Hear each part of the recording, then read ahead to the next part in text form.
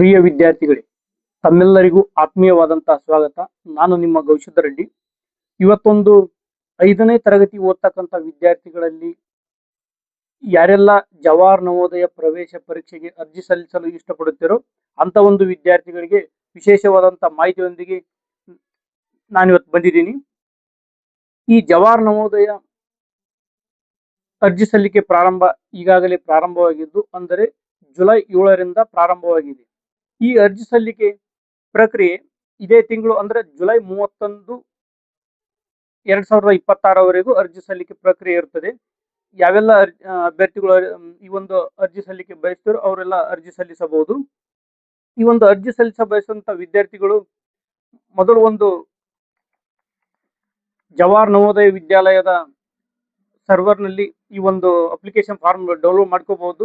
ಮಾಡ್ಕೊಂಡು ನೀವು ಓದಿರ್ತಕ್ಕಂಥ ಶಾಲೆಯಲ್ಲಿ, ಅಂದ್ರೆ 3ನೇ ತರಗತಿ, 4ನೇ ತರಗತಿ ಮತ್ತು ಪ್ರಸಕ್ತ 5ನೇ ತರಗತಿ ಓದ್ತಕ್ಕಂಥ ವಿದ್ಯಾರ್ಥಿಗಳು ಈ ಎಲ್ಲ ಡೀಟೇಲ್ಸ್ ಅನ್ನ ತುಂಬಿ ಫೋಟೋವನ್ನ ಹಚ್ಚಿ ಮತ್ತು ನಿಮ್ಮ ಹೆಡ್ ಮಾಸ್ಟರ್ ಕಡೆಯಿಂದ ಒಂದು ಸಿಗ್ನೇಚರ್ ಮಾಡಿಸಿ, ಅದೇ ರೀತಿಯಾಗಿ ನಿಮ್ಮ ಪೇರೆಂಟ್ ಕೂಡ ಸಹಿ ಮಾಡಬೇಕಾಗುತ್ತೆ. ವಿದ್ಯಾರ್ಥಿಗಳು ಕೂಡ ಸಹಿ ಮಾಡಿ ಈ ಒಂದು ಫಾರ್ಮೆಟ್ ಅನ್ನ ಆನ್ಲೈನ್ ಸೆಂಟರ್ ಅಥವಾ ಕಂಪ್ಯೂಟರ್ ಆಪರೇಟರ್ ಅಲ್ಲಿ ಇದನ್ನ ಕೊಟ್ರೆ ಅಪ್ಲಿಕೇಶನ್ ಸಲ್ಲಿಸಬಹುದು. ಆನ್ಲೈನ್ ನಲ್ಲಿ ಲಭ್ಯ ಇರ್ತದೆ.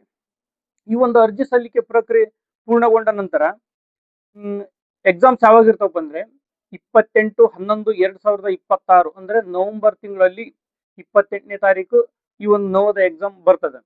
ಇನ್ನು ಕೇವಲ 4 ಅಥವಾ 4.5 ತಿಂಗಳು ಮಾತ್ರ ಬಾಕಿ ಇರುವುದರಿಂದ ಎಲ್ಲಾ ವಿದ್ಯಾರ್ಥಿಗಳು ಓದಿನ ಕಡೆಗೆ ಹೆಚ್ಚು ಗಮನ ಕೊಡಬೇಕು.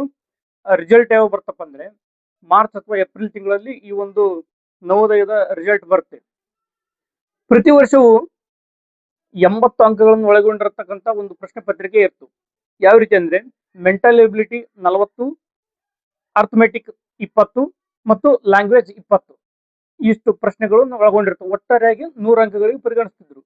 ಈ ವರ್ಷ ಅಂದ್ರೆ 2026-27ನೇ ಸಾಲಿಗೆ ಬರ್ತಕ್ಕಂಥ ಎಕ್ಸಾಮ್ ನಲ್ಲಿ ಸ್ವಲ್ಪ ಬದಲಾವಣೆ ಮಾಡಿದ್ದಾರೆ, ವಿದ್ಯಾರ್ಥಿಗಳು ಗಮನಿಸಬೇಕು. ಅದೇನಪ್ಪ ಅಂದ್ರೆ ಮೆಂಟಲ್ ಎಬಿಲಿಟಿ 40 ಪ್ರಶ್ನೆಗಳಿದ್ದುದನ್ನ ಕಡಿತಗೊಳಿಸಿ ಕೇವಲ ಮೆಂಟಲ್ ಎಬಿಲಿಟಿ ಅಂದ್ರೆ ಚಿತ್ರ ಏನ್ ಬರ್ತಾವಲ್ಲ ಆ ರೀತಿಯಲ್ಲಿ ಪ್ರಶ್ನೆಗಳನ್ನ ಕೇವಲ 20 ಪ್ರಶ್ನೆಗಳನ್ನು ಮಾತ್ರ ಕೇಳ್ತಾರ. ಇನ್ 20 EVS ಸಂಬಂಧಪಟ್ಟಂತ ಪ್ರಶ್ನೆಗಳನ್ನು ಕೇಳ್ತಾರ. ಆಸ್ ಯೂಶುವಲ್ ಅರ್ಥಮೆಟಿಕ್ 20 ಪ್ರಶ್ನೆಗಳು ಇರ್ತಾವು, ಲ್ಯಾಂಗ್ವೇಜ್ 20 ಪ್ರಶ್ನೆಗಳು ಇರ್ತಾವು. ಒಟ್ಟಾರೆಯಾಗಿ 80 ಪ್ರಶ್ನೆಗಳು 100 ಅಂಕಗಳಾಗಿ ಮಾರ್ಪಡಿಸ್ತಾರೆ. ಈ ರೀತಿಯಾಗಿ ಹೊಸ ವಿಷಯ EVS ಸೇರ್ಪಡೆಗೊಂಡಿರುವುದರಿಂದ ವಿದ್ಯಾರ್ಥಿಗಳು ಮತ್ತು ಶಿಕ್ಷಕರು ಮತ್ತು ತರಬೇತಿ ನೀಡತಕ್ಕಂಥ ಶಿಕ್ಷಕರು ಎಲ್ಲರೂ ಇವುಗಳನ್ನ ಸರಿಯಾಗಿ ಪರಿಗಣಿಸಿ ಮಕ್ಕಳಿಗೆ ತರಬೇತಿ ನೀಡಬೇಕಂತಂದೇಳಿ ಕೇಳ್ಕೊಳ್ತೀವಿ.